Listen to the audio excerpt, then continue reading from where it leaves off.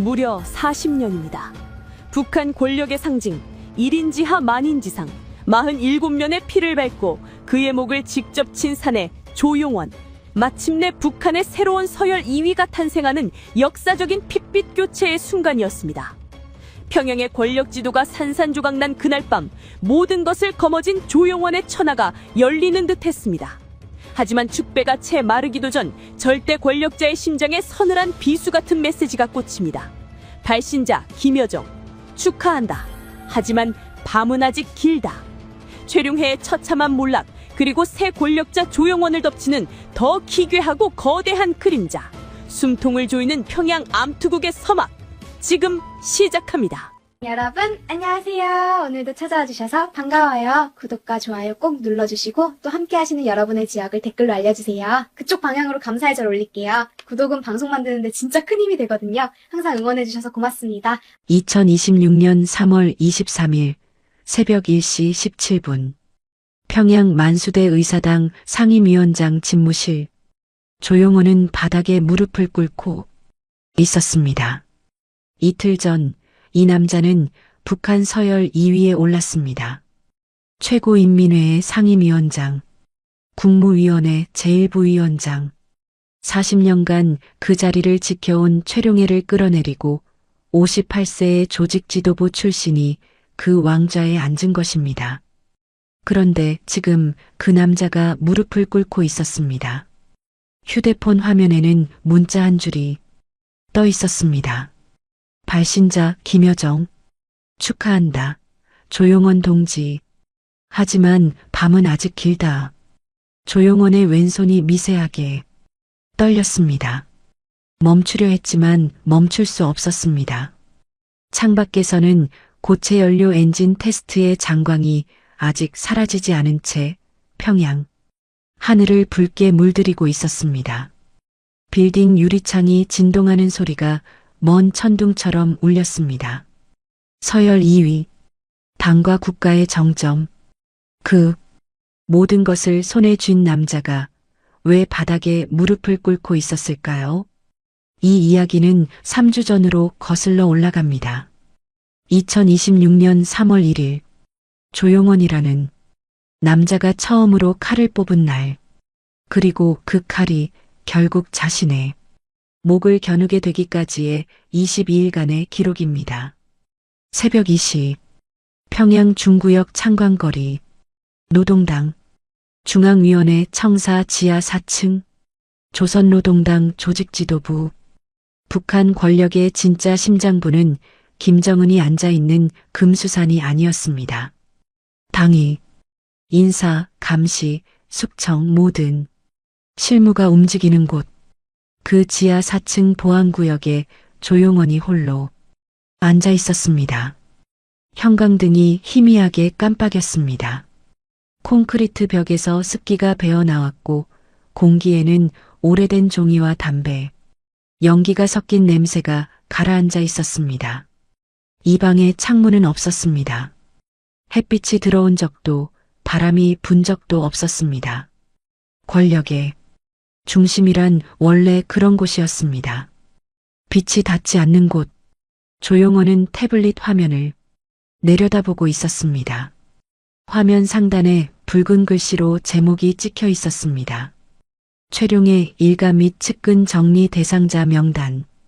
최종 검토용 총 47명. 이름 하나하나가 살아있는 사람이었습니다.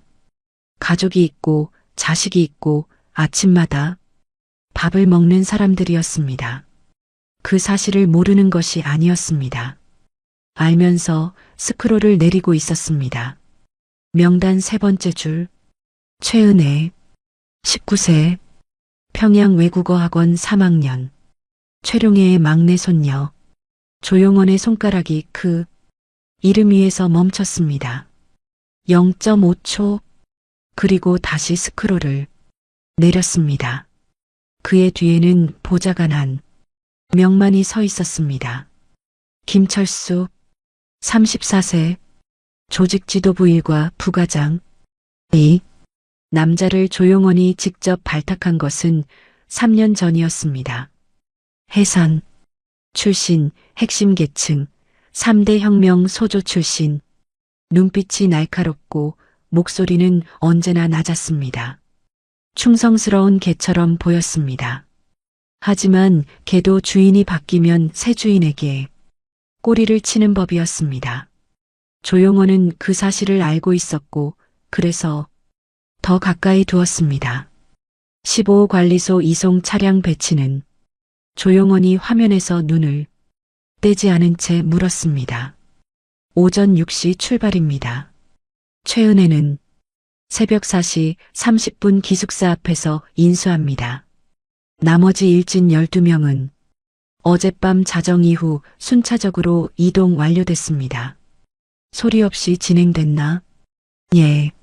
한 명도 저항하지 않았습니다. 저항하지 않았다. 그 말이 지하실 콘크리트 벽에 부딪혀 쓰러졌습니다. 저항할 수 없었을 것입니다. 새벽 2시에 군복 입은 남자 넷이 문을 두드리면 북한에서 할 수 있는 일은 하나뿐이었습니다. 따라가는 것. 조용원은 태블릿을 내려놓고 자리에서 일어났습니다. 벽면에 걸린 북한 전역 지도 앞에 섰습니다. 평양, 해산, 청진, 원산. 붉은 점 4개가 찍혀 있었습니다. 평양은 자신의 영역이었습니다. 조직지도부, 당 중앙위 만수대, 의사당. 하지만 청진과 원산에는 다른 사람의 손길이 닿아 있었습니다. 김여정, 김정은 국무위원장의 여동생, 당 중앙위 부부장이라는 직함 뒤에 숨어 군수부문과 대남 사업 전반을 사실상 지휘하고 있는 여자. 조용원이 당을 움직인다면 김여정은 총을 움직이는 사람이었습니다. 지도 위에 청진 표시를 손가락으로 짚으며 조용원이 중얼거렸습니다. 2.8비날론 연합기업소, 군수라인 3개, 조립동 2곳, 김여정 측근들이 지난주 그곳을 시찰했다는 보고가 올라와 있었습니다. 미사일 이동식 발사 차량 앞에서 찍은 사진. 김여정 본인은 없었지만 그녀의 그림자는 선명했습니다. 조용원은 지도에서 시선을 거두고 코트 안주머니에서 접힌 종이 한 장을 꺼냈습니다. 3일 전 당 정치국 상무위원회 비공개 회의에서 결정된 내용. 김정은 국무위원장의 구두 지시를 조직지도부가 문서화한 것이었습니다. 최룡의 일가 관련 사안은 조용원 동지가 전담 집행한다. 직인도 서명도 없었습니다. 북한 최고 권력의 명령은 종이에 남지 않는 것이 관례였습니다. 하지만 이 한 장의 무인 문서가 47명의 생사를 가르는 칼이었습니다. 조용원은 그 종이를 다시 접어 안주머니에 넣었습니다. 그리고 갑자기 전혀 다른 것을 생각했습니다. 해산, 함경북도 해산시 해명동, 두만강이 내려다 보이는 언덕 위 낡은 아파트 3층. 어머니가 살고 있었습니다. 올해 81. 아들이 평양에서 무슨 일을 하는지 정확히 알지 못하는 여자. 마지막으로 전화한 것이 2달 전이었습니다. 밥은 잘 먹고 다니냐 한마디에 예 한마디로 끝난 통화. 48초. 조용원은 지도 위의 해산에 시선을 멈췄습니다. 최룡의 손녀가 19세, 자신의 어머니가 81세. 명단. 위의 이름은 글자가 아니라 목숨이라는 것을 이 남자도 알고 있었습니다. 하지만 아는 것과 멈추는 것은 다른 문제였습니다. 조용원은 시선을 거두고 김철수를 돌아보았습니다. 군부 쪽은 총정치국장 동지와 어젯밤 11시에 비밀 회동이 있었습니다. 최룡의 측근 장성 3명은 이미 특별교육 명목으로 분리됐고 나머지 7명은 오늘 아침까지 조치가 완료됩니다. 조치. 그 단어가 지하실 공기 속에 잠시 떠 있다가 소리 없이 가라앉았습니다. 조용원은 고개를 끄덕이고 벽 스피커 옆 모니터를 켰습니다. 국가보위성에서 올려보낸 실시간 보고 영상이었습니다. 최룡의 자택, 중구역 고급관사 2층, 76세 노인이 거실 소파에 홀로 앉아 있었습니다. 찻잔을 들고 있었지만 찬물이 테이블 위로 흘러내리고 있었습니다. 손이 떨리고 있었기 때문이었습니다. 최룡에는 그것을 닦지 않았습니다. 입술이 달싹거렸습니다. 보위성 요원이 독순술로 해독한 내용이 자막으로 떴습니다. 내가 물러나면 누가 혁명을 지킨단 말인가. 조용원은 그 화면을 30초간 바라보았습니다. 표정이 변하지 않았습니다. 그리고 모니터를 껐습니다. 전화 연결해라. 최룡의 동지 자택으로 김철수가 수화기를 건넸습니다. 신호음 3번. 갈라진 목소리가 수화기 너머로 흘러나왔습니다. 여보세요. 최룡의 동지. 조용원입니다. 침묵. 3초. 그 3초 안에 40년 권력의 무게가 무너지는 소리가 들리는 듯 했습니다. 무슨 일인가, 조용원 동지. 조용원은 부드럽게 그러나 한 글자도 낭비하지 않는 목소리로 말했습니다. 건강 잘 챙기십시오. 요즘 밤잠이 편치 않으신 것 같아 걱정이 되어 전화드렸습니다. 또 침묵. 이번에는 5초.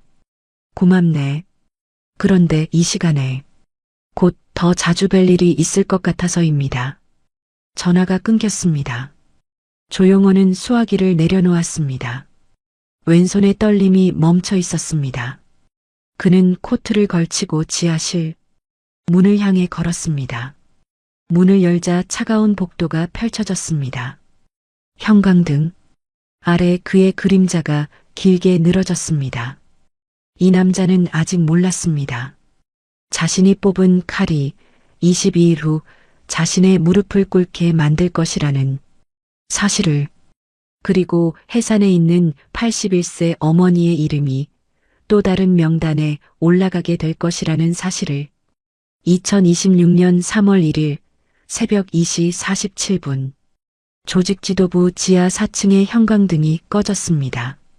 하지만 이 남자의 밤은 이제 막 시작되고 있었습니다. 조용원, 1968년 평양 출생, 김일성 종합대학 법학부 졸업. 이력서에 적힌 글자만 보면 이 남자는 체제가 만들어낸 완벽한 부품이었습니다. 하지만 완벽한 부품에는 이야기가 없습니다. 이 남자에게 이야기를 만들어준 사람이 있었습니다. 최룡해. 지금 숙청 명단 맨 위에 이름이 올라있는 그 노인이 30년 전에는 조용원의 은인이었습니다. 1996년 조용원이 28살이었을 때의 일입니다. 김일성 종합대학을 졸업하고 당 조직지도부 말단 지도원으로 배치받은 해, 해산에서 평양으로 올라온 지 6년째. 아버지는 해산인민병원 의사였고 어머니는 해산제일중학교 교원이었습니다. 핵심 계층이었지만 평양 토박이가 아니었습니다. 그것은 보이지 않는 벽이었습니다. 평양에서 지방 출신이 올라갈 수 있는 자리에는 천장이 있었습니다. 아무리 성적이 좋아도, 아무리 보고서를 잘 써도 해산 출신이라는 세 글자가 인사 서류에 붙어 다녔습니다. 조용원은 3년 동안 승진하지 못했습니다. 같은 해에 들어온 평양 출신 동기 셋은 이미 과장이 되어 있었습니다. 그해 가을 당창건 기념행사 준비 과정에서 사고가 터졌습니다. 조직지도부가 작성한 행사 좌석 배치도에 오류가 있었습니다. 김정일 국방위원장의 측근 서열이 뒤바뀌어 있었던 것입니다. 담당 과장이 책임을 져야 할 사안이었지만 그 과장은 평양 유력 가문 출신이었습니다. 책임은 아래로 흘렀습니다. 조용원에게. 조직지도부 내부심의에서 조용원은 당의 위엄을 훼손한 중대 과오로 처분을 받게 될 상황이었습니다. 최소지방 좌천, 최악의 경우 혁명화 대상, 28살의 미래가 한 장의 자석 배치도 때문에 무너지려 하고 있었습니다. 그때 최룡해가 나타났습니다.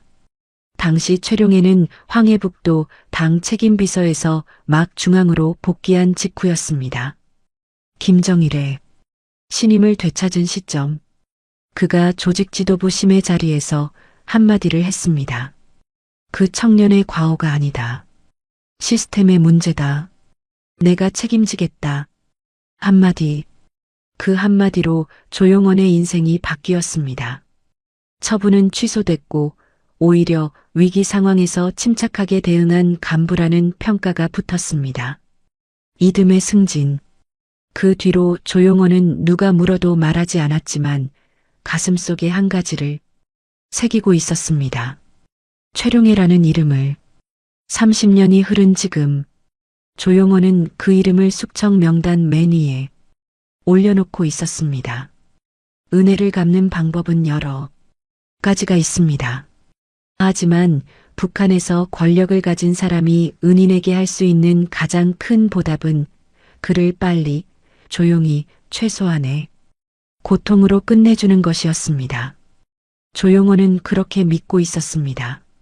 그것이 진짜 충성이라고, 그것이 은혜를 갚는 방식이라고. 하지만 그 믿음이 진심인지 자기 합리화인지는 본인도 알지 못했습니다. 3월 3일 조용원에게 예상치 못한 전화가 걸려왔습니다. 해산 어머니였습니다. 용원아. 목소리가 가늘었습니다. 81세 여자의 목소리에는 세월이 전부 담겨 있었습니다. 두만강 바람에 갈라진 목, 겨울마다 악화되는 기관지. 어머니, 무슨 일이십니까? 아무 일 아니다. 그냥 내 목소리가 듣고 싶어서. 조용원은 수화기를 잡은 손에 힘을 주었습니다. 어머니가 그냥이라고 말할 때는 그냥인 적이 없었습니다. 건강은 괜찮으십니까? 괜찮다. 약은 잘 먹고 있고. 그런데 용원아, 요즘 평양에서 무슨 일 있는 거 아니냐? 옆집 아주머니 아들이 평양에서 내려왔는데 분위기가 심상치 않다더구나. 조용원은 3초간 침묵했습니다. 해상까지 소문이 내려간 것입니다. 숙청의 공기는 평양에서 시작되지만 바람을 타고 국경까지 번지는 법이었습니다. 아무 일 없습니다.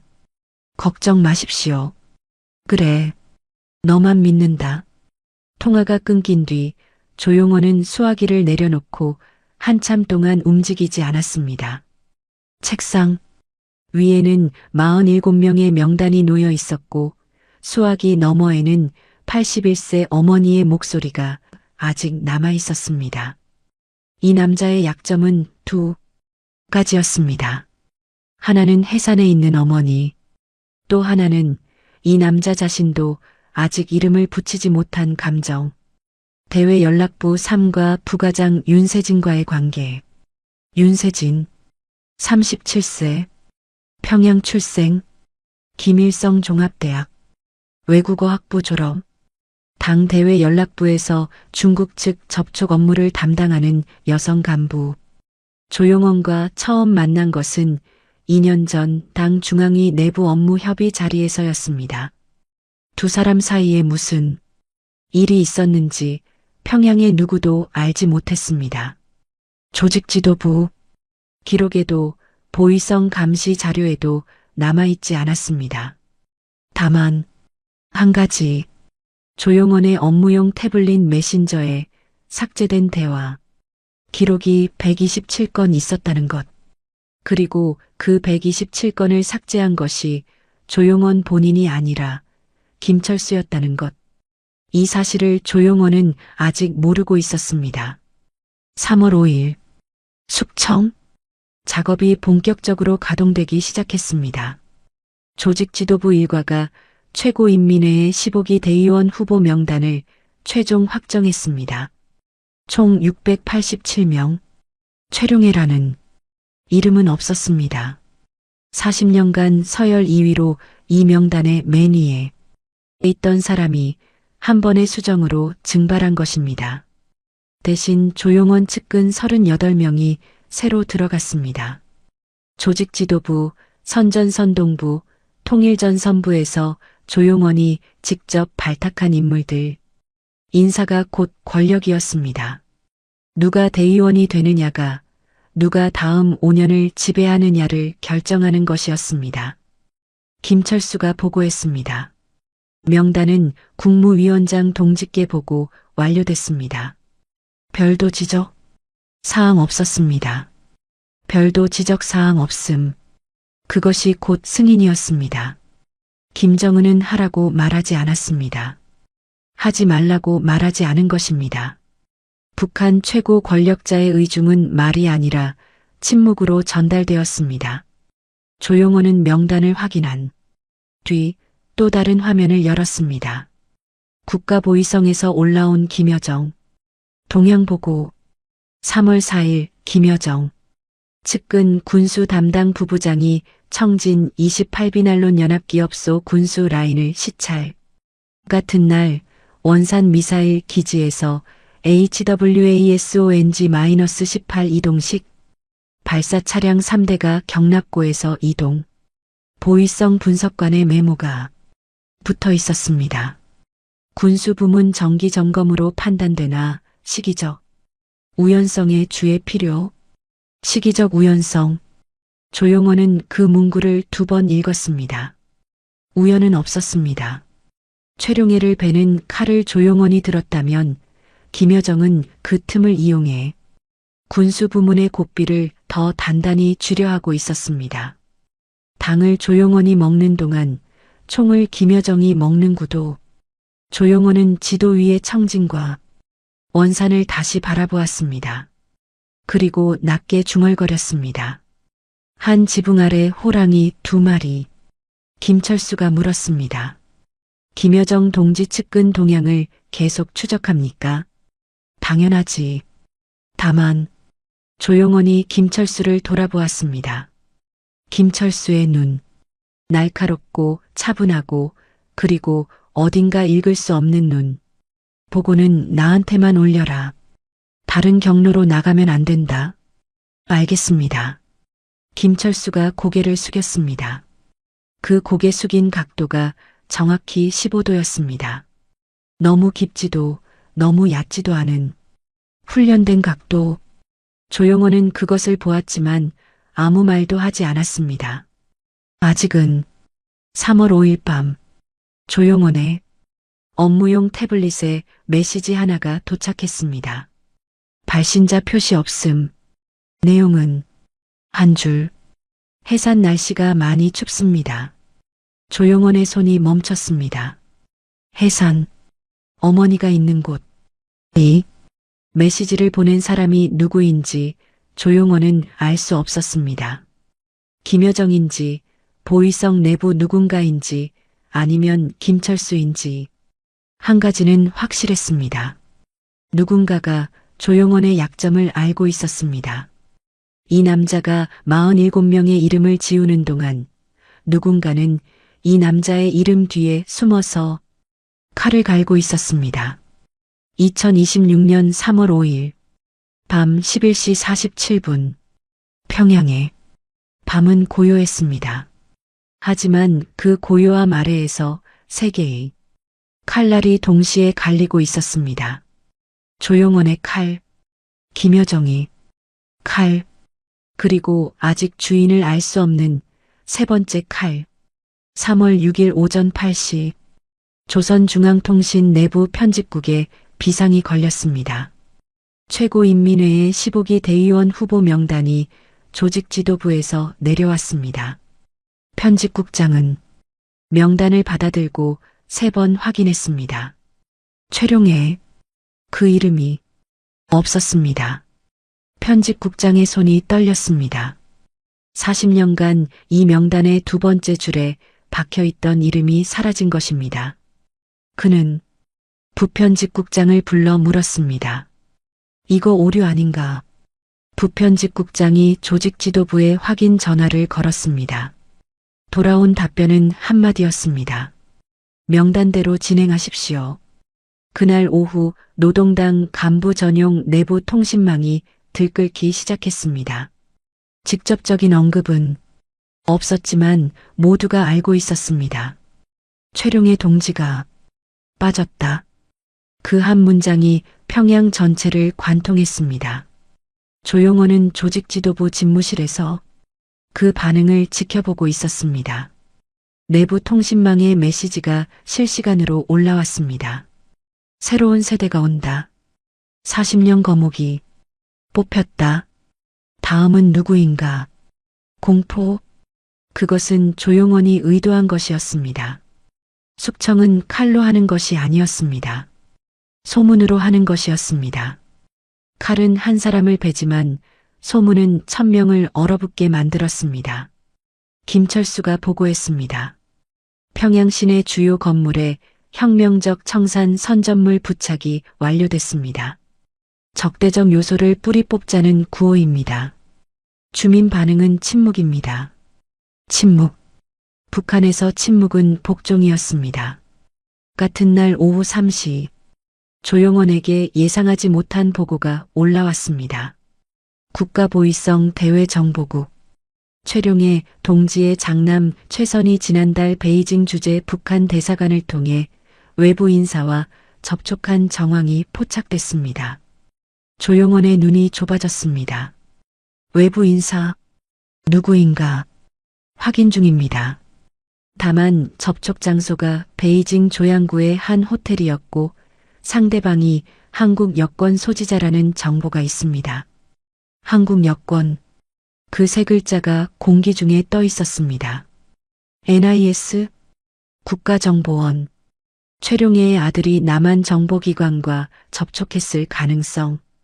이것이 사실이라면 숙청의 명분이 당 내부 정리에서 반국가 간첩 행위로 격상되는 것이었습니다.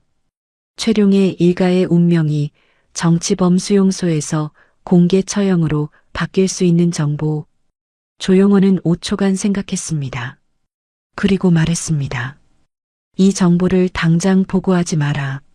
김철수가 놀란 눈으로 돌아보았습니다.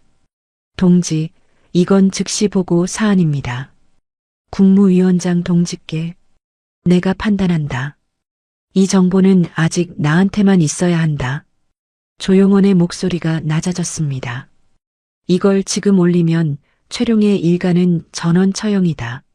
숙청이 아니라 학살이 된다. 그러면 국제사회가 움직이고 중국이 신경을 쓰기 시작한다. 타이밍이 아니야. 그것은 절반의 진실이었습니다. 나머지 절반은 조용원 자신도 인정하고 싶지 않은 이유. 최룡해.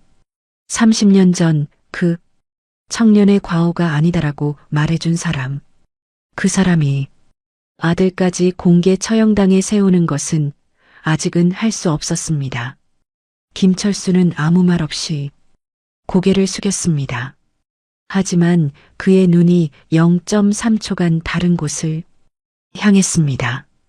책상 위에 놓인 조용원의 개인 태블릿. 잠금. 화면에 알림 하나가 떠 있었습니다. 발신자 윤세진. 김철수는 그것을 보았습니다. 조용원은 김철수가 그것을 본 것을 알지 못했습니다. 3월 7일 밤 조용원의 개인 관사. 평양 중구역 고급 간부 아파트 12층. 이 아파트에서 바라보면 대동강이 보였습니다. 3월 초의 강물은 아직 얼어 있었고 가로등, 불빛이 얼음 위에 길게 반사되고 있었습니다. 거실 소파에 두 사람이 앉아 있었습니다. 조용원, 그리고 윤세진. 두 사람 사이에 놓인 것은 찻잔 2개뿐이었습니다. 대화는 없었습니다. 10분째 침묵이 이어지고 있었습니다. 윤세진이 먼저 입을 열었습니다. 최은혜가 15호 관리소에 도착했다는 보고를 들었습니다. 조용원은 찻잔을 내려놓았습니다. 어떻게 그걸 알고 있나? 대외 연락부도 귀가 있습니다. 19살입니다. 그 아이가 무슨 죄가 있습니까? 조용원은 대답하지 않았습니다. 대신 창밖을 바라보았습니다. 얼어붙은 대동강. 그 강 위로 아무것도 움직이지 않았습니다. 세진 동지. 예. 이 자리에 왜 왔습니까? 윤세진은 3초간 조용원의 눈을 바라보았습니다. 그리고 말했습니다. 당신이 무너지기 전에 한 번이라도 말해두고 싶었습니다. 이 길의 끝이 어딘지 당신도 알고 있지 않습니까? 조용원은 대답하지 않았습니다. 찻잔 속 물이 식어가고 있었습니다. 두 사람 사이의 침묵이 방 안을 가득 채웠습니다. 그 침묵 속에서 조용원은 처음으로 한 가지를 느꼈습니다. 이 방 안에 있는 것이 권력이 아니라 고독이라는 것을. 윤세진이 일어섰습니다. 조심하십시오. 김철수, 그 사람의 눈이 요즘 이상합니다. 문이 닫혔습니다. 조용원은 홀로 남았습니다. 창밖, 대동강 위로 바람이 불었습니다. 얼음 위에 눈가루가 흩날렸습니다. 그 눈가루가 가로등 빛에 반짝이는 모습이 마치 누군가의 눈물처럼 보였습니다. 그날 밤 조용원은 잠들지 못했습니다. 47명의 이름이 천장에 떠 있는 것 같았습니다. 그 중 하나 최은혜. 19세, 지금 15. 관리소 어딘가에서 어떤 밤을 보내고 있을까? 그리고 해산의 어머니. 해산 날씨가 많이 춥습니다. 그 메시지를 보낸 사람은 아직 밝혀지지 않았습니다. 3월 7일 밤 11시 59분. 조용원의 태블릿에 또 다른 메시지가 도착했습니다. 이번에는 발신자가 표시되어 있었습니다. 김여정. 조용원 동지. 최룡의 장남의 베이징 건 알고 있겠지. 그 정보를 올리지 않은 이유가 궁금하군. 조용원의 손이 멈췄습니다. 김여정이 알고 있었습니다. 최룡의 장남의 외부 접촉 정보를, 그리고 조용원이 그것을 은폐하고 있다는 사실까지. 이것은 경고가 아니었습니다. 위협이었습니다. 조용원은 태블릿을 내려놓고 천장을 올려다보았습니다. 형광등이 희미하게 깜빡이고 있었습니다. 조직지도부. 지하실의 그 형광등과 같은 빛이 닿지 않는 곳에서 시작된 이 게임이 이제 조용원 자신의 목을 조여오고 있었습니다. 세 개의 칼날. 조용원이 쥔 칼은 최룡해를 향해 있었습니다. 김여정이 쥔 칼은 조용원을 향해 있었습니다. 그리고 세 번째 칼. 해산 날씨가 많이 춥습니다. 그 칼의 주인은 아직 어둠 속에 있었습니다. 2026년 3월 7일. 자정. 평양은 잠들었습니다. 하지만 이 도시의 심장부에서 세 사람의 밤은 끝나지 않고 있었습니다. 3월 11일 새벽 2시. 만수대 의사당 지하 5층. 이 건물의 지하에 벙커가 있다는 사실을 아는 사람은 평양에서 20명이 채 되지 않았습니다. 특급 보안 벙커 사무실. 콘크리트 벽 두께 1.2m. 환기구 하나. 형광등 2개. 의자가 2개 놓여 있었습니다. 하나는 참나무 팔걸이 의자. 하나는 새로 만든 접이식 의자. 누가 어디에 앉을지는 이미 결정되어 있었습니다. 새벽 2시 17분 군용 차량이 최룡의 자택 앞에 도착했습니다. 군인 8명. 배를 누르지 않았습니다. 문을 열었습니다. 76세 노인은 거실에 앉아 있었습니다. 옷을 갈아입고 있었습니다. 양복, 넥타이, 구두. 마치 공식 행사에 가는 사람처럼. 최룡해는 군인들을 보고 말했습니다. 기다리고 있었네. 그 한마디에 군인 8명 중 누구도 대답하지 못했습니다. 40년간 이 나라의 서열 2위였던 남자가 자신을 데리러 온 사람들에게 기다리고 있었다고 말한 것입니다. 군인들은 양쪽에서 노인의 팔을 잡았습니다. 최룡해는 뿌리치지 않았습니다. 다만 현관을 나서기 전 벽에 걸린 액자를 한번 돌아보았습니다. 김일성 주석과 함께 찍은 사진. 1987년. 38년 전의 젊은 최룡해가 지금의 늙은 최룡해를 바라보고 있었습니다. 새벽 3시 22분. 벙커 사무실 문이 열렸습니다. 최룡해가 들어왔습니다. 쇠 의자에 앉았습니다. 양복상의 단추를 하나 풀었습니다. 그리고 기다렸습니다.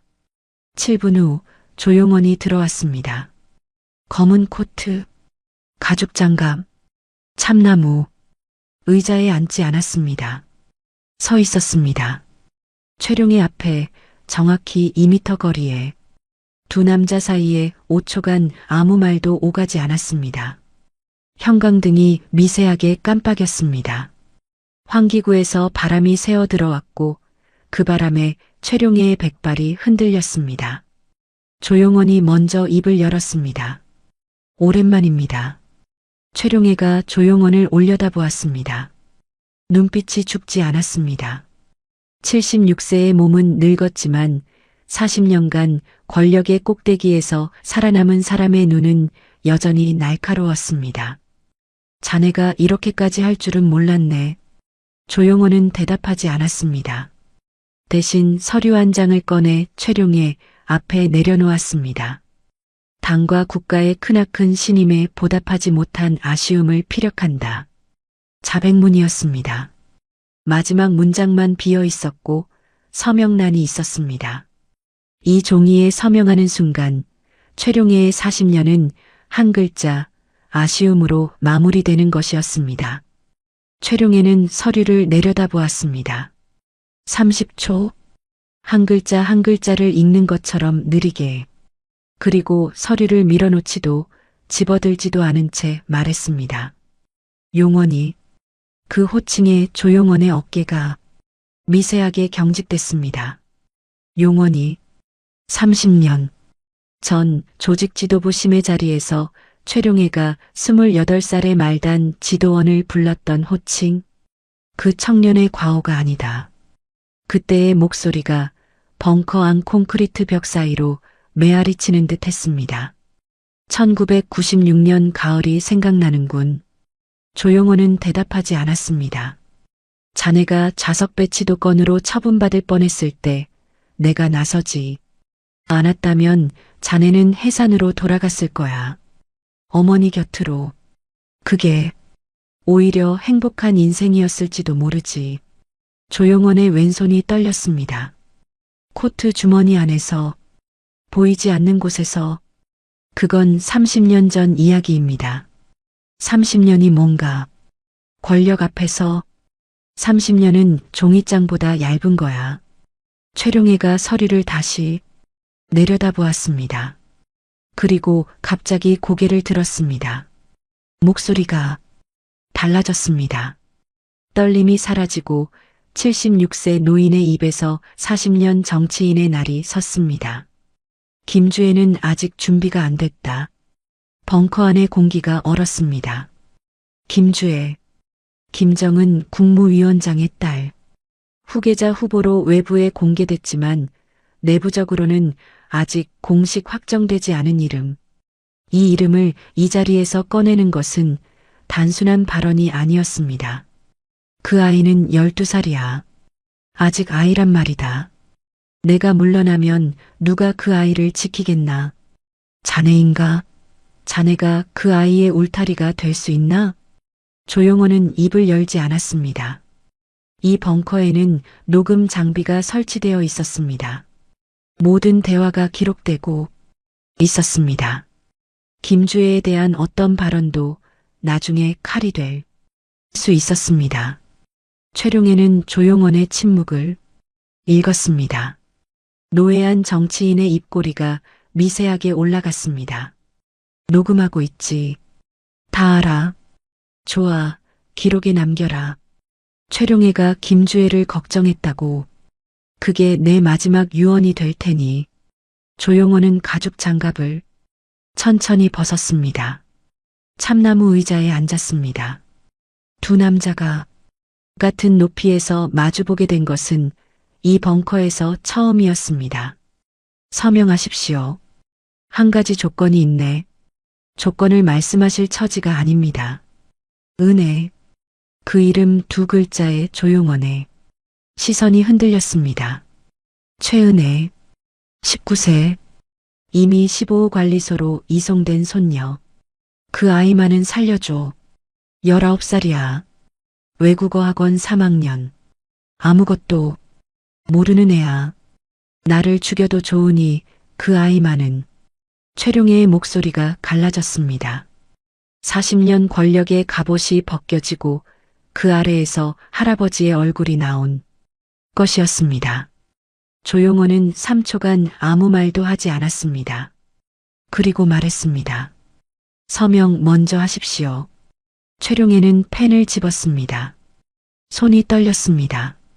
펜촉이 종이에 닿았을 때 긁히는 소리가 벙커 안에 울렸습니다. 서명이 끝났습니다. 최룡애가 펜을 내려놓으며 말했습니다. 용원아, 마지막으로 하나만 묻겠다. 조용원은 서류를 집어 들며 대답하지 않았습니다. 자네 어머니는 잘 계시나? 해산해.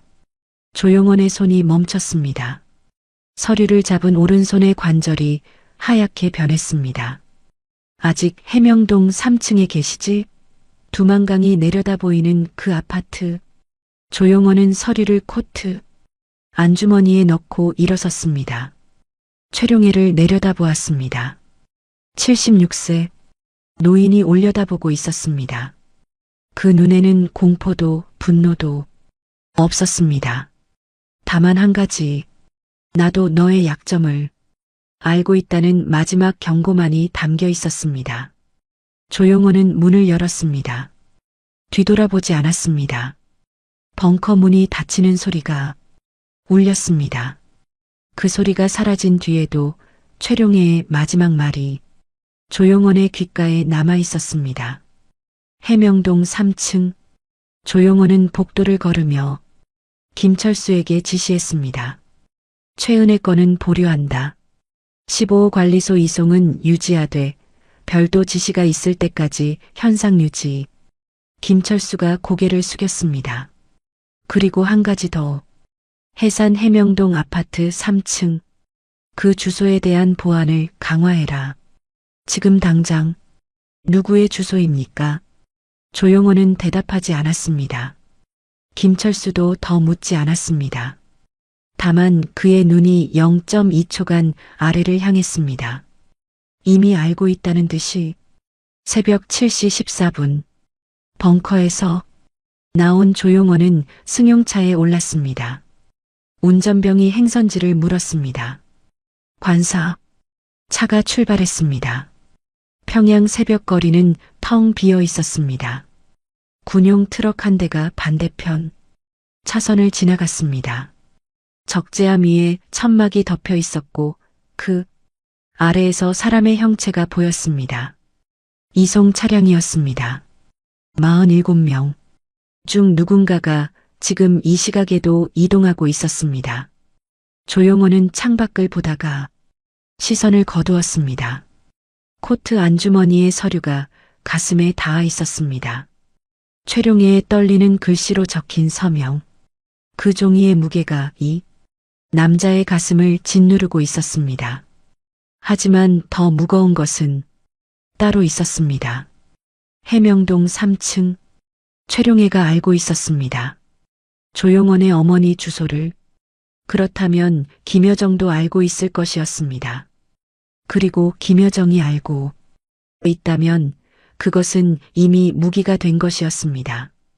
칼을 쥔 손이 떨리기 시작한 것은 이날부터였습니다. 3월 13일 오후 4시 조용원이 예상하지 못한 일이 일어났습니다. 김여정이 나타났습니다. 직접 장소는 노동당 중앙위원회 청사 3층 조직지도부 대회의실. 당 중앙위 부부장 자격으로 업무 협의를 요청한 것이었습니다. 공식 안건은 대외 연락부 마이너스 조직지도부 간 인사교류건. 아무도 속지 않았습니다. 조직지도부 간부 12명이 회의실에 앉아 있었지만 숨소리조차 내지 못했습니다. 김여정이 회의실 문을 열고 들어왔습니다. 검은 정장, 머리를 뒤로 묶은 단정한 차림, 걸음이 빨랐습니다.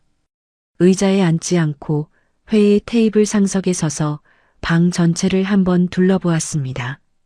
그 시선이 지나간 자리마다 간부들의 고개가 숙여졌습니다. 조용호는 테이블 반대편에 앉아 있었습니다. 서류를 정리하는 척하며 실제로는 김여정의 발걸음수를 세고 있었습니다. 문에서 상석까지 7걸음. 보통 사람의 보폭보다 넓었습니다. 급하지 않은데도 빠르게 걷는 사람. 자신감이거나 분노이거나. 조용원 동지. 김여정이 이름을 불렀습니다. 목소리가 낮았습니다. 낮지만 또렷했습니다. 회의실 전체가 그 목소리에 잠겼습니다. 업무 협의 전에 한 가지만 확인하겠습니다. 조용원이 서류에서 눈을 떼고 김여정을 바라보았습니다. 두 사람의 시선이 정면으로 부딪혔습니다. 회의실 간부 12명의 등에서 땀이 흘렀습니다. 최룡의 장남 최선의 베이징 접촉건 보이성 보고가 올라온 걸로 알고 있습니다. 그런데 국무위원장 동지께는 아직 보고되지 않았더군요. 회의실이 얼어붙었습니다. 간부 하나가 무의식적으로 펜을 떨어뜨렸고 그 소리가 비정상적으로 크게 울렸습니다. 김여정이 계속했습니다. 혹시 보고가 지연된 이유가 있습니까? 조용원 동지. 조용원의 표정이 변하지 않았습니다. 왼손은 테이블 위에 있었고 오른손은 무릎 위에 있었습니다. 오른손의 검지가 미세하게 움직였습니다. 그것이 이 남자가 보여준 유일한 동요였습니다. 보고 시점은 제가 판단합니다. 보이성 정보의 검증이 완료되지 않은 상태에서 보고하면 오판의 소지가 있습니다. 김여정의 입꼬리가 올라갔습니다. 미소가 아니었습니다. 날이 선 표정이었습니다. 검증이요. 그 검증에 얼마나 걸릴 예정인지 필요한 만큼 2초간의 침묵.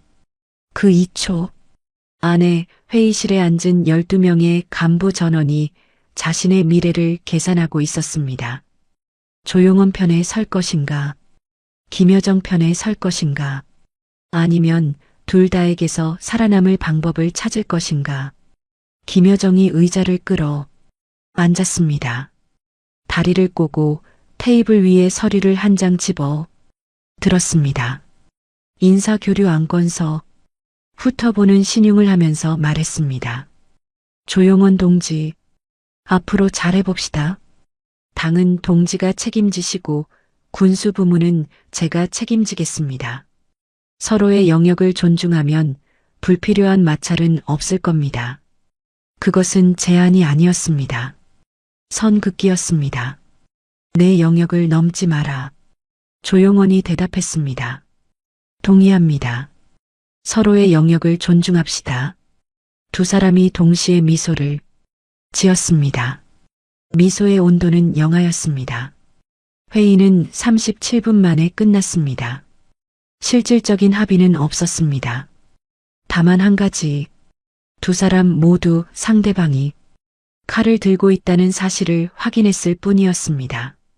김여정이 회의실을 나간 뒤 조용원은 홀로 자리에 남았습니다.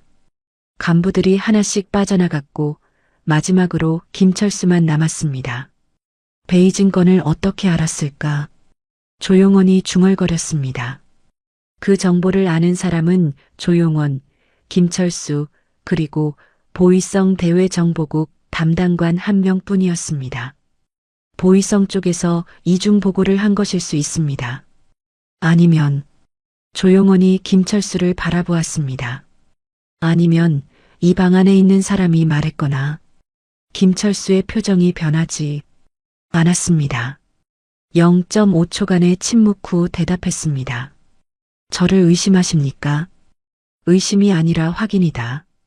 앞으로 모든 보고는 구두로만 한다.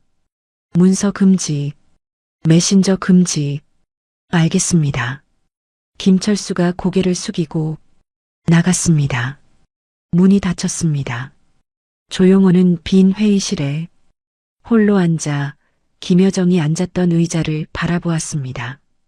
의자 등받이에 희미한 향수 냄새가 남아 있었습니다. 차갑고 날카롭고 오래 남는 향. 그 향이 사라질 때까지 조용호는 움직이지 않았습니다. 3월 14일 밤 조용원의 관사 태블릿에 보이성 보고가 올라왔습니다. 김여정 동지 측근 군수 담당 부부장이 원산 미사일 기지를 시찰 HWASONG-18 이동식 발사 차량 정기 점검 명목 국무위원장 동지의 사전 승인을 받은 것으로 확인. 사전 승인. 김정은이 김여정의 군수 활동을 허가하고 있었다는 뜻이었습니다. 조용원에게 숙청을 시키면서 동시에 김여정에게 군수를 맡기고 있었습니다. 2마리 호랑이를 한 우리에 넣어놓고 싸우게 만드는 것. 김정은은 이 게임의 심판이 아니었습니다. 게임의 설계자였습니다. 조용호는 태블릿을 내려놓고 창밖을 바라보았습니다. 대동강 위로 3월의 바람이 불고 있었습니다. 얼음이 깨지기 시작한 강 위로 물과 얼음이 뒤섞여 흘러가고 있었습니다. 그 순간 윤세진에게서 메시지가 왔습니다. 내부 메신저가 아닌 직접 전달된 메모. 종이 한 장, 관사 우편함에 들어 있었습니다. 글씨가 가늘고 또렷했습니다. 김철수가 3월 7일 밤 보이성 3국에 보고한 내역이 있습니다. 내용은 확인하지 못했습니다. 조심하십시오. 조용호는 그 메모를 3번 읽었습니다. 그리고 성냥을 그어 태웠습니다. 제가 유리 접시 위에 쌓였습니다. 김철수 3년간 곁에 둔 보좌관 해산 출신 핵심 계층 충성스러운 눈빛. 그 눈빛 뒤에 또 다른 주인이 있었을 가능성. 조용호는 유리 접시 위에 쟤를 바라보며 처음으로 한 가지를 인정했습니다. 자신이 고립되어 가고 있다는 사실을. 최룡해를 베는 칼을 쥔 순간 조용호는 방의 중심에 섰습니다. 하지만 칼을 쥔 손을 바라보는 눈이 하나가 아니었습니다. 김여정, 김철수, 보이성, 그리고 김정은. 모든 눈이 이 남자를 향해 있었고 이 남자가 의지할 수 있는 사람은 점점 줄어들고 있었습니다. 윤세진. 그녀만이 아무런 대가 없이 경고를 보내주고 있었습니다. 하지만 그것조차 함정일 수 있다는 생각을 조용호는 떨쳐낼 수 없었습니다. 권력의 중심에 가까울수록 믿을 수 있는 사람은 사라지는 법이었습니다. 3월 14일 밤 11시 조용호는 관사의 모든 불을 끄고 어둠 속에 앉아 있었습니다. 창문 너머로 평양 시내의 불빛이 희미하게 보였습니다. 그 불빛 중 하나가 해상까지 닿기를 바라는 것처럼. 어머니. 입속에서 흘러나온 2글자. 아무도 듣지 못한 2글자. 이 남자가 이 도시에서 유일하게 진심을 담아 부를 수 있는 호칭이었습니다. 3월 15일이 밝으면 최고인민회의 15기 대의원 선거가 시작됩니다. 최룡해의 이름은 이미 사라졌고 조용원의 이름이 그 자리를 차지하게 될 것이었습니다. 하지만 그 왕좌가 장미로 덮여 있는지 가시로 덮여 있는지는 아직 알 수 없었습니다. 확실한 것은 하나뿐이었습니다. 내일부터 이 남자의 모든 행동이 687명의 대의원 앞에서 공개된다는 것. 그리고 그 687명의 눈 뒤에 김여정의 눈이 있다는 것. 3월 17일 오후 2시 최고인민회의 15기 대의원 선거가 마감됐습니다. 결과는 예정대로였습니다. 최룡의 1파 0명, 조용원, 측근 38명 입성. 조선중앙통신이 결과를 발표하는 동안 평양 시내의 확성기에서 혁명적 세대교체라는 구호가 반복됐습니다. 거리를 걷는 주민들은 고개를 숙인 채 발걸음을 빨리 했습니다. 어느 누구도 확성기를 올려다보지 않았습니다. 조용원은 조직지도부 집무실에서 결과 보고서를 확인하고 있었습니다. 모든 것이 계획대로 진행되고 있었습니다. 3월 22일 최고인민회의 1차 회의에서 조용원은 상임위원장으로 선출될 예정이었습니다. 동시에 국무위원회 제1부위원장 겸직 서열 2위. 하지만 이 남자의 머릿속에는 서열이 아닌 다른 것이 맴돌고 있었습니다. 최룡해의 마지막 말. 해명동 3층. 김여정이 경고. 베이징건을 올리지 않은 이유가 궁금하군. 김철수의 이중보고 의혹. 윤세진의 메모. 사면이 벽이었습니다. 앞으로 나아갈수록 벽은 좁아지고 뒤로 돌아갈 길은 이미 사라져 있었습니다. 3월 18일 저녁 7시 조용원의 관사 전화가 울렸습니다. 해산. 어머니. 조용원은 수화기를 들었습니다. 어머니의 목소리가 평소와 달랐습니다. 가늘지 않았습니다. 떨리고 있었습니다. 용원아. 어머니. 무슨 일이십니까? 오늘 낮에 사람들이 왔었다. 조용원의 등이 굳었습니다. 무슨 사람들입니까? 잘 모르겠다. 양복 입은 남자 둘이 왔는데 인민반장이 데리고 왔어. 건강 확인차 왔다고 하더구나. 혈압도 재고 약도 놓고 갔어. 건강 확인. 양복 입은 남자 둘. 인민반장 동행. 보이성이었습니다. 아니면 보이성을 가장한 다른 누군가. 81세 노인의 건강을 확인하러 온 것이 아니었습니다. 우리가 이 주소를 알고 있다는 신호였습니다. 조용원의 손에 땀이 배었습니다. 수화기를 쥔 손가락 관절이 하얗게 변했습니다. 어머니, 그 사람들이 무슨 질문을 했습니까? 별거 안 물어봤어. 아들이 평양에서 잘 지내고 있냐고만 묻더라. 잘 지내고 있다고 했지. 다른 건 없었습니까? 없었어. 왜 그러니? 무슨 일 있는 거 아니냐? 아무 일 아닙니다. 어머니, 앞으로 모르는 사람이 찾아오면 문을 열어주지 마십시오. 왜? 그냥 조심하시라는 겁니다. 3초간 침묵. 어머니의 숨소리가 수화기 너머로 들렸습니다. 81세 여자의 숨은 가늘고 간격이 길었습니다. 용원아, 너 무슨 일에 휘말린 거 아니냐? 아닙니다. 걱정 마십시오. 거짓말하는 거지. 어릴 때부터 거짓말할 때 목소리가 높아지더라. 조용원은 대답하지 못했습니다. 3초? 그 3초가 이 남자에게는 47명의 명단을 넘기는 것보다 무거웠습니다. 어머니, 전화 끊겠습니다. 건강 잘 챙기십시오. 알았다. 밥 잘 먹고 다녀라. 전화가 끊겼습니다. 조용원은 수화기를 내려놓고 10초간 움직이지 않았습니다. 그리고 김철수를 불렀습니다. 해산 해명동 아파트 3층. 오늘 낮에 누가 방문했는지 확인해라. 보이성인지 다른 쪽인지 오늘 밤 안으로. 알겠습니다. 김철수가 나간 뒤 조용원은 창가에 섰습니다.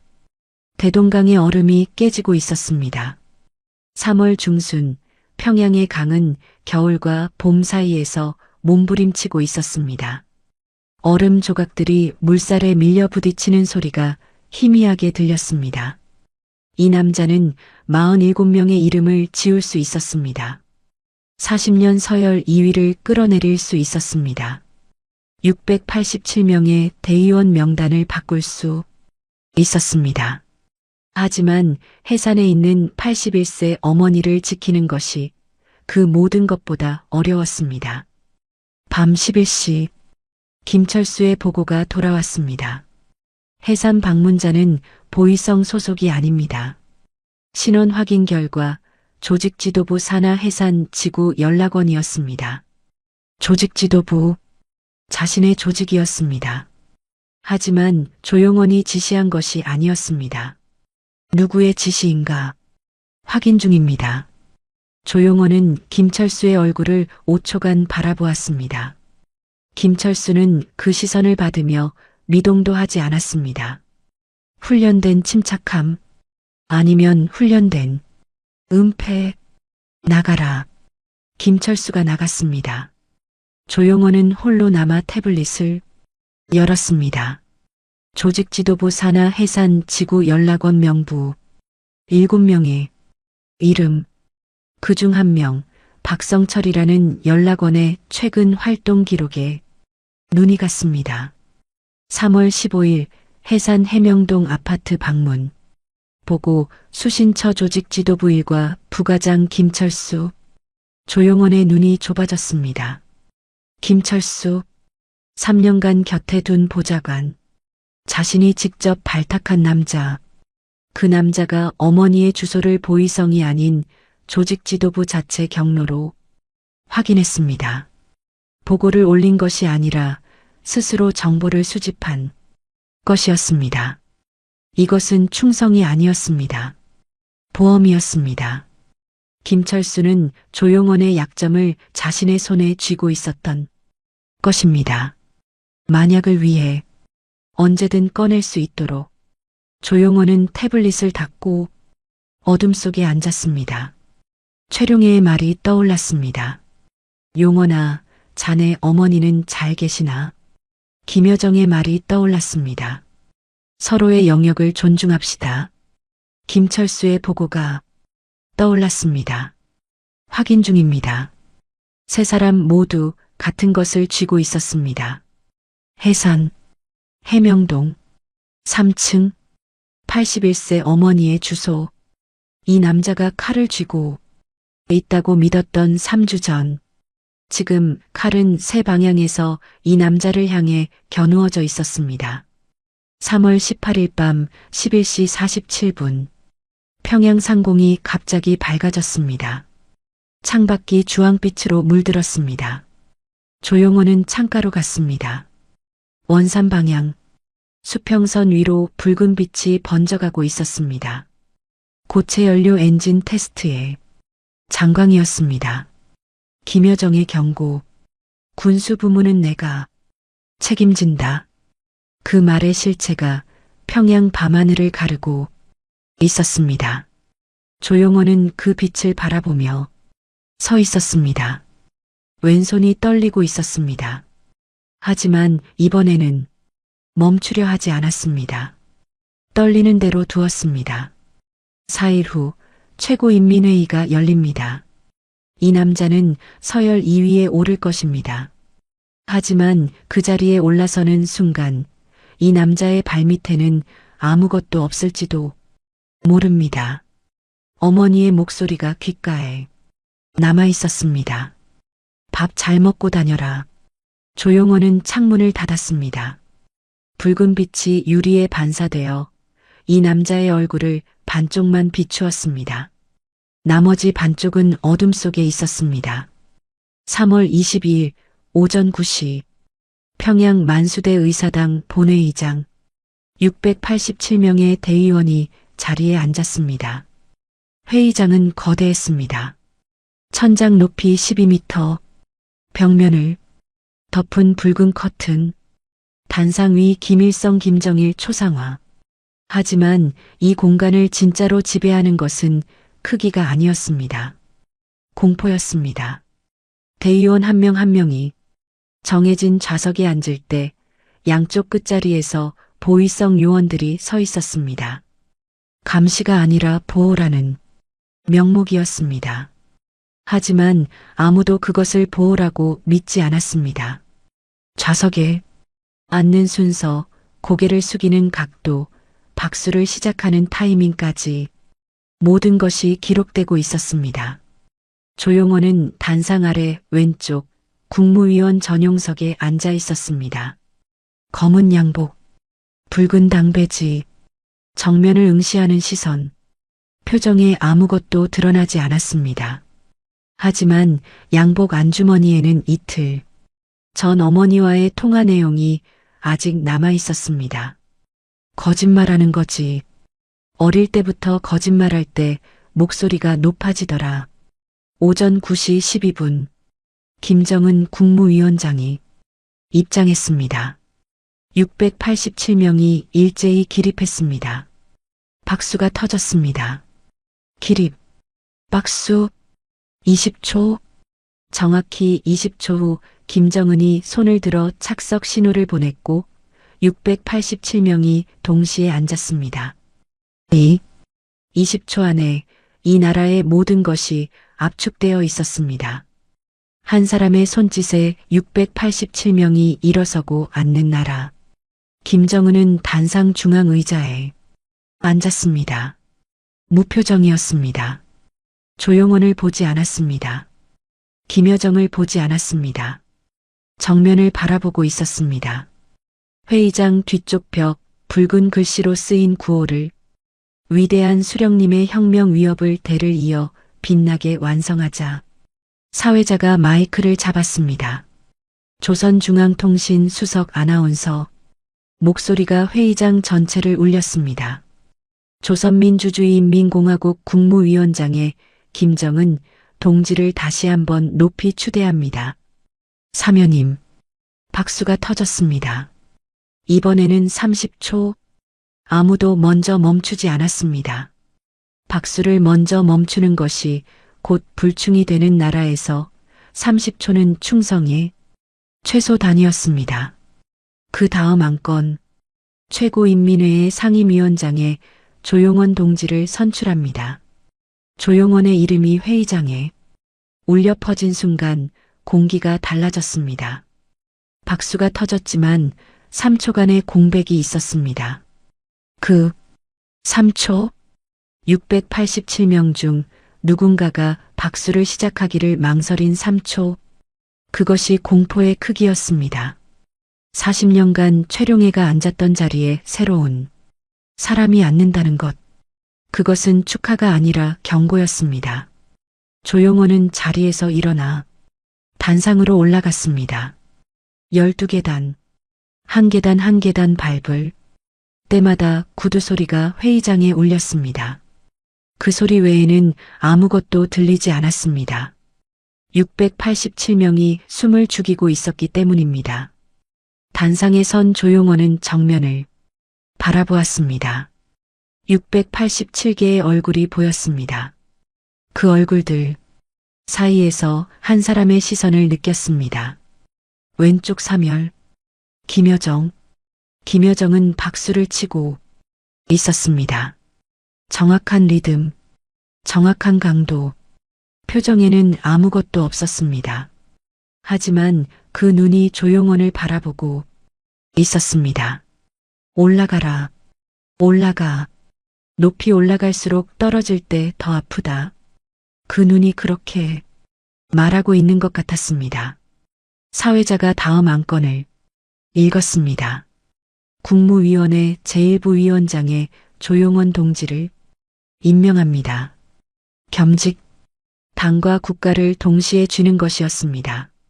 상임위원장은 국가대표직, 제1부위원장은 실질적 권력직. 두 자리를 한 사람이 갖는 것은 최룡해도 하지 못한 일이었습니다. 국무위원회 명단이 화면에 떴습니다. 김정은, 조용원, 그리고 김여정의 이름은 없었습니다. 회의장이 웅성거렸습니다. 웅성거림은 0.5초 만에 사라졌습니다.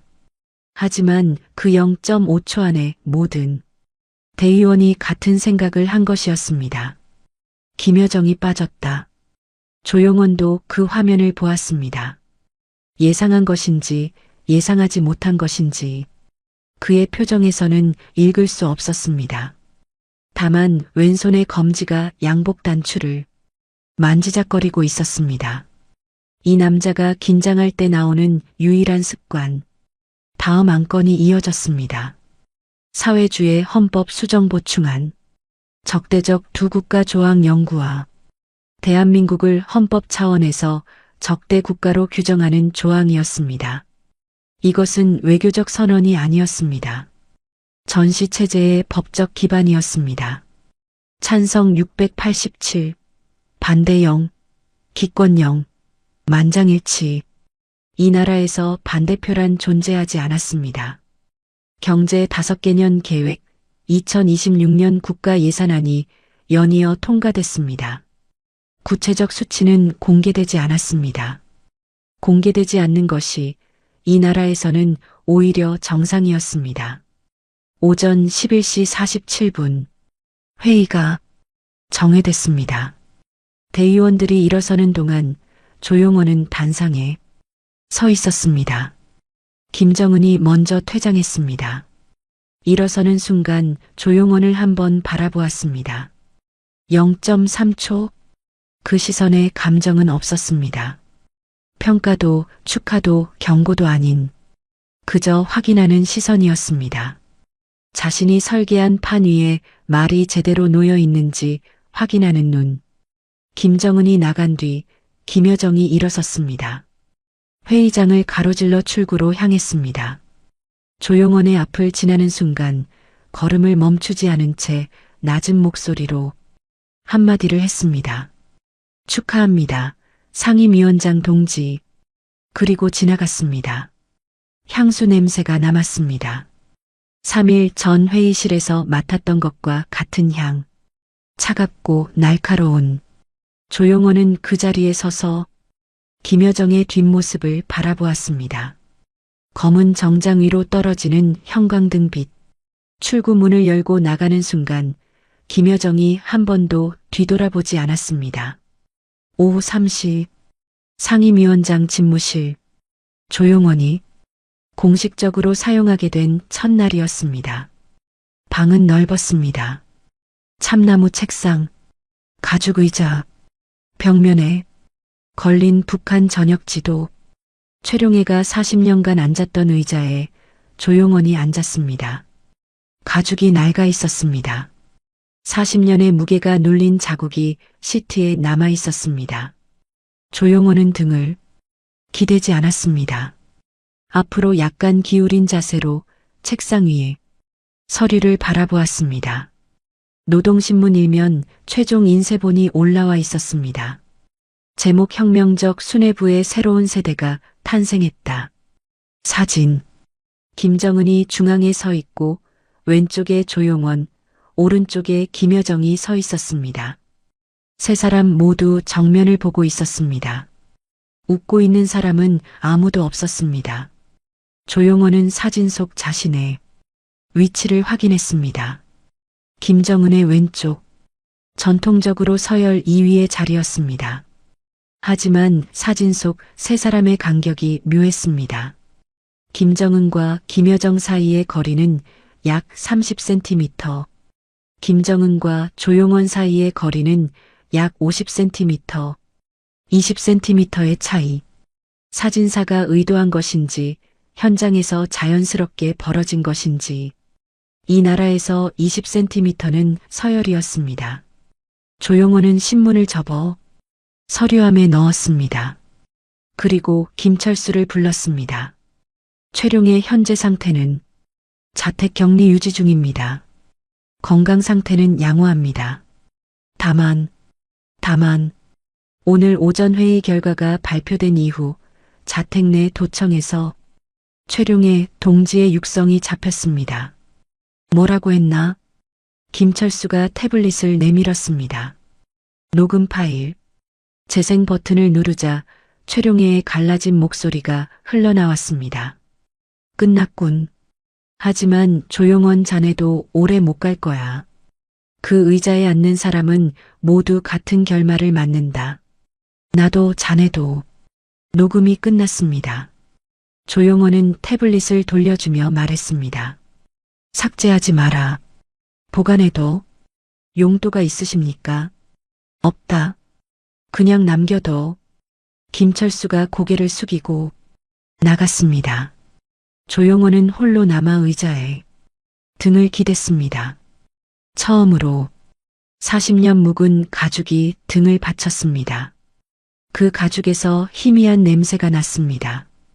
오래된 담배와 종이, 그리고 사람의 체온이 식은 냄새, 최룡해의 흔적이었습니다. 조용호는 천장을 올려다보았습니다. 형광등이 일정하게 빛나고 있었습니다. 이 방에서 40년간 빛났던 같은 형광등. 주인이 바뀌어도 빛은 같았습니다. 그 의자에 앉는 사람은 모두 같은 결말을 맞는다. 최룡해의 말이 천장에 매달려 있는 듯 했습니다. 밤 9시, 조용호는 관사로 돌아오지 않았습니다. 상임위원장 집무실에 남아 있었습니다. 태블릿을 열었습니다. 보이성 보고 3월 22일 오후 6시 원산 미사일 기지에서 이동식 발사 차량 2대가 경납고 밖으로 이동. 국무위원장 동지의 사전 승인 확인. 사전 승인. 김정은이 허가한 것이었습니다. 조용원을 서열 2위에 올려놓은 같은 날 김여정에게 미사일을 만지게 한 것이었습니다. 조용원은 태블릿을 내려놓고 창밖을 바라보았습니다. 평양의 밤, 대동강 위로 봄바람이 불고 있었습니다. 얼음은 거의 다 깨져 있었고 검은 물이 가로등 빛을 받아 흔들리고 있었습니다. 이 남자는 지금 이 나라에서 두 번째로 높은 자리에 앉아 있었습니다. 하지만 그 자리의 아래에는 아무것도 없었습니다. 최룡해의 경고, 김여정의 미사일, 김철수의 이중성, 어머니의 안전, 4개의 구멍이 발밑에 뚫려 있었고 이 남자는 그 위에 서 있었습니다. 밤 11시 47분. 예상대로였습니다. 원산 방향에서 빛이 솟았습니다. HWASONG-18 고체 연료 엔진. 테스트. 평양 하늘이 주황빛으로 물들었습니다. 창문이 미세하게 진동했습니다. 조용호는 창가에 서서 그 빛을 바라보았습니다. 이번에는 손이 떨리지 않았습니다. 대신 입에서 한마디가 흘러나왔습니다. 시작이군. 그 한마디가 집무실 안에서 울리고 사라졌습니다. 3월 23일 새벽 1시 섬광이 사라진 뒤 평양은 다시 어둠에 잠겼습니다. 하지만 상임위원장 집무실의 불은 꺼지지 않았습니다. 조용호는 책상 앞에 앉아 있었습니다. 태블릿 화면에는 3개의 파일이 열려 있었습니다. 첫 번째, 최룡의 자백문 원본 스캔, 떨리는 글씨의 서명. 두 번째, 베이징 접촉권 보위성 보고서, 최룡의 장남 최성과 한국 여권 소지자의 접촉 기록. 세 번째, 김철수의 활동 기록.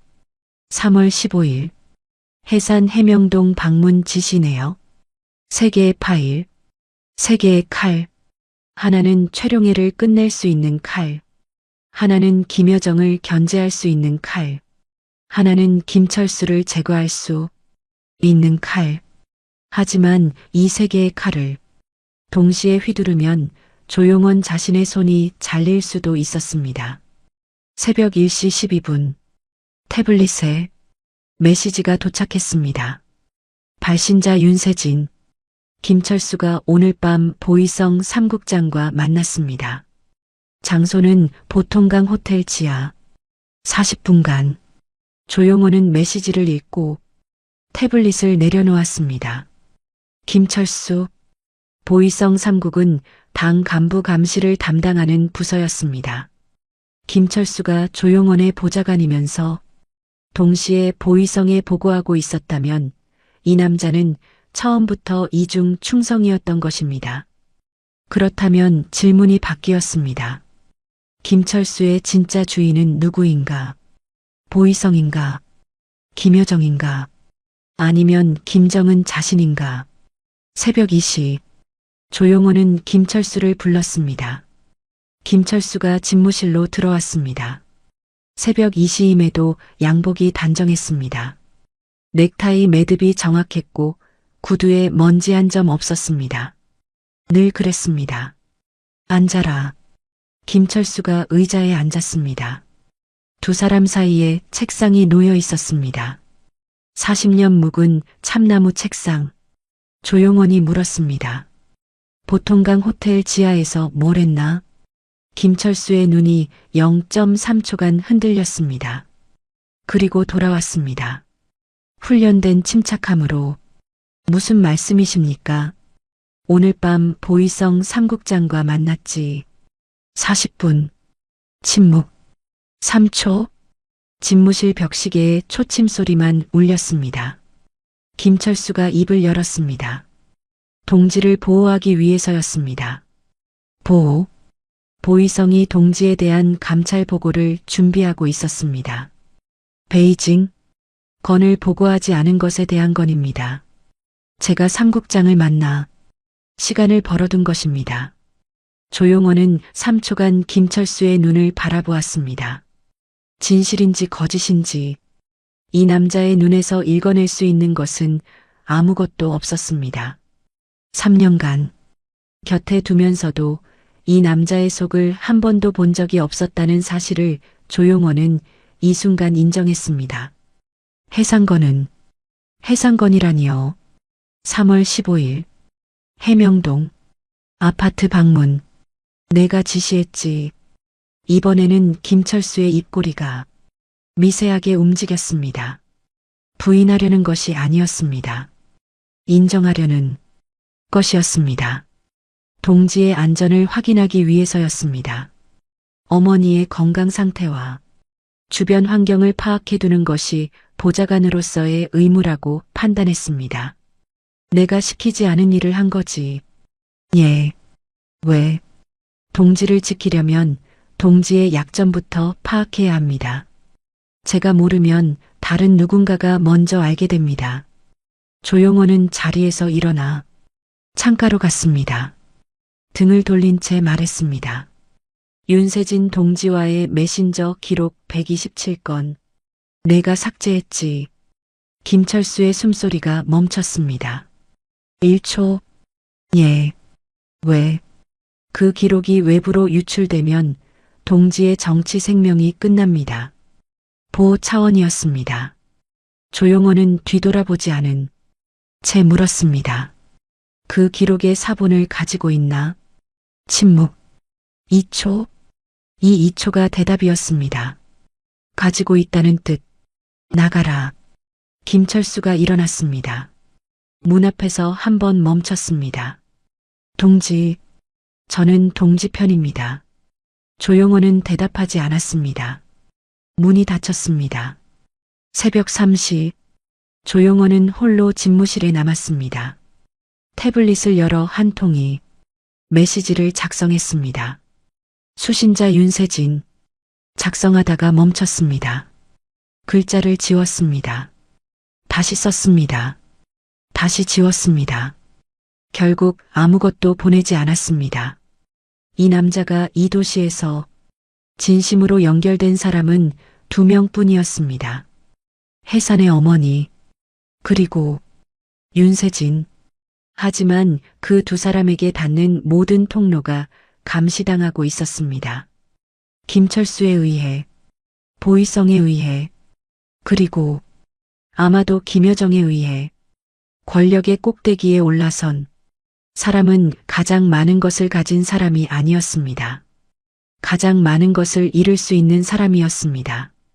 새벽 4시 30분 태블릿에 보이성 긴급 보고가 올라왔습니다. 최룡의 동지가 자택에서 문서를 작성하고 있음. 도청 내용, 확인 결과 유서로 판단됨. 조용호는 보고서를 열었습니다. 보이성 독순술 분석관이 해독한 최룡의 유서 일부가 첨부되어 있었습니다. 50년 후 후손들에게 나 최룡해는 조선노동당에 50년을 바쳤다. 그 50년이 옳았는지 그른 것이었는지 나는 아직도 모르겠다. 다만 한 가지, 김주애를 지켜라. 그 아이만이 백두혈통을 이어갈 수 있다. 조용원, 자네가 이 글을 읽게 된다면 자네도 언젠가 같은 자리에 서게 될 것이다. 그 의자에 앉는 사람은 모두 같은 밤을 보낸다. 나도 그랬고 자네도 그럴 것이다. 조용원은 유서를 끝까지 읽었습니다. 태블릿을 내려놓았습니다. 천장을 올려다보았습니다. 형광등이 깜빡였습니다.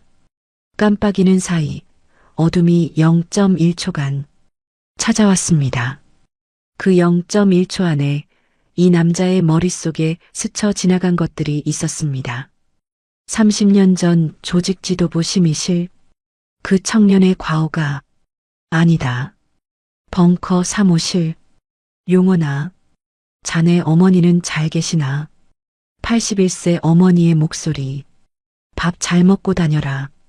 윤세진의 메모, 조심하십시오.